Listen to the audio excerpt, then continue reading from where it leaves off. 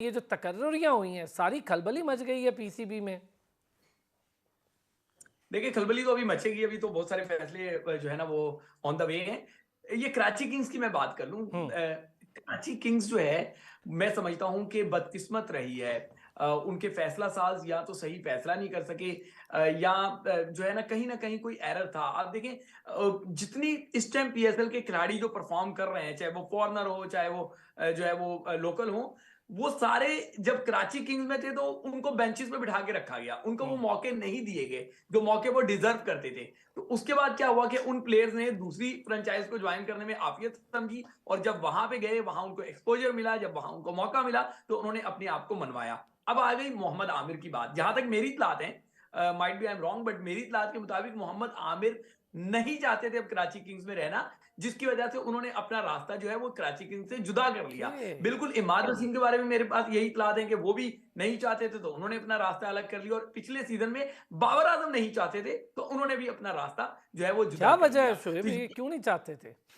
ये तो बड़ी आम देखिए मैं बात है। फ्रेंचाइजीज में जो होता है ना, जब आपके पास ये खबर आती है कि फ्रेंचाइज ने फलां बड़े नाम को रिलीज कर दिया, हम्म। ये सिर्फ कराची के का मसला नहीं है, ये तमाम फ्रेंचाइज का मसला है कि फिर खिलाड़ी उनमें नहीं रहना चाहते या उनकी वहां बन नहीं रही होती, या वहां पे वो कहते हैं ना कि शायद उनको लगता है कि उनको जो प्रॉपर चांस मिलना चाहिए या जो अहमियत मिलनी चाहिए वो नहीं मिल रही होती, जिस वजह से वो कहते हैं कि जी आप हमें रिलीज कर दें, और वो पहले ही तय हुआ होता है कि कौन सी फ्रेंचाइज को उन्होंने ज्वाइन करना, और फिर एक रस्मी सी कार्रवाई होती है कि जी वो पिक ऑर्डर का मसला हो गया, ये मसला हो गया, वो मसला हो गया। ऐसा कोई मसला नहीं होता, कुछ चीजें, बहुत सारी चीजें पहले से तय होती हैं, और तय होने के बाद जो है ना वो सारी चीजें सामने आ जाती हैं। तो मोहम्मद आमिर, आप देखें वो एक ऐसा वेपन है कि वो जिस भी पॉकेट में होगा वही बंदा जो है वो ताकतवर कहलाएगा। और इस टाइम फ्रेंचाइज में कोयटा ग्लैडिएटर में मोहम्मद आमिर गए हैं तो ये वही फ्रेंचाइज है जो पिछले उसमें बॉटम में कहीं नजर आ रही थी। ठीक है ना, कराची किंग्स में भी अगर आप मैचेस देखेंगे पिछले सीजन के, तो मीर हमजा के जख्मी होने के बाद, इंजर्ड होने के बाद,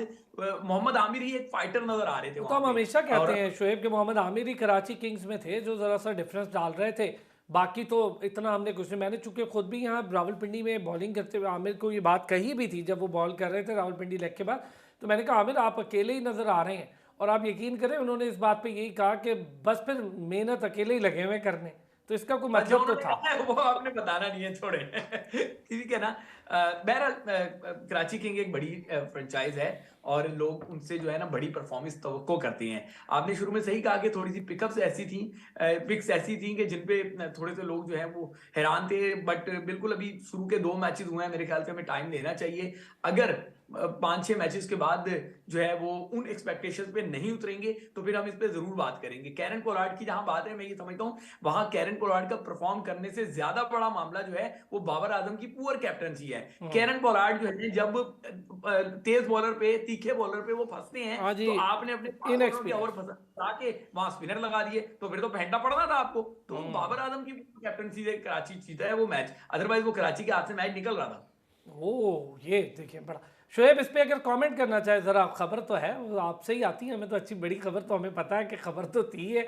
और क्या मामला है यार, ये क्यों खलबली मच रही है शोएब इतनी, और क्या कोई अखाड़ पछाड़ वाला सीन है, क्या है? अफगान खलबली नहीं मच रही, बल्कि नोश्ते दीवार जो है वो लोग पढ़ रहे हैं। पाकिस्तान क्रिकेट बोर्ड में ये मोहसिन नकवी जब ज्वाइन कर रहे थे तो एक ही मिशन लेकर आए हैं ये, और वो पहला मिशन जो है, प्रायोरिटीज इन्होंने तय की है। इनका पहला मिशन है कि पाकिस्तान क्रिकेट बोर्ड में जो काली भेड़े हैं उनका सफाया किया जाए। तो अब मामला क्या होता है कि पाकिस्तान क्रिकेट में आप किसी को निकालते हैं तो वो अदालत का दरवाजा खटखटा लेता है। तो अब बड़ा टेक्निकल तरीके से जो है ना वो किया जाएगा कि पहले तो चेहरों की ओहदे बदले जाएंगे, जो सीटें हैं ना उनकी उनकी पावर्स जो हैं वो रोटेट की ओह। जाएंगी, कम की जाएंगी, और जो नए लोग इंडक्ट किए जा रहे हैं उनको पावरफुल बनाया जाएगा। तो एक बड़े सिस्टम के तहत अब आप देखेंगे पाकिस्तान क्रिकेट में बहुत सारे ओएसडी बन जाएंगे, और बहुत सारे लोग जो हैं वो खुद इस्तीफा देके घर चले जाएंगे।